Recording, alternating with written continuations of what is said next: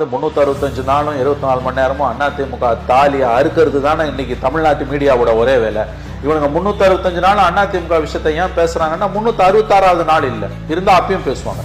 இந்த உலகமே இடிஞ்சு விழுந்தாலும் அதிமுக உள்விவகாரத்தை பத்தி தான் தமிழ்நாட்டு தொலைக்காட்சிகள் பேசுமே அல்லாமல் தமிழ்நாட்டில் நடக்கக்கூடிய வேற எந்த விஷயத்தை பத்தியுமே பேச மாட்டாங்க.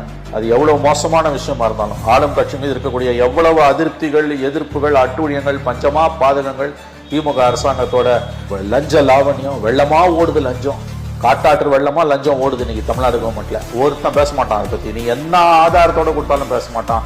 கிட்னி திருட்டா அவங்க போட்ட குழுவே காரி துப்புது, அதையும் பேச மாட்டாங்க. திமுக எம்எல்ஏக்கு சொந்தமான ஹாஸ்பிட்டல்ல கிட்னி திருட்டு நடந்திருக்கு, ஆமா உண்மைன்னு தமிழ்நாடு கவர்மெண்ட் போட்ட கமிட்டியே சொல்லுது.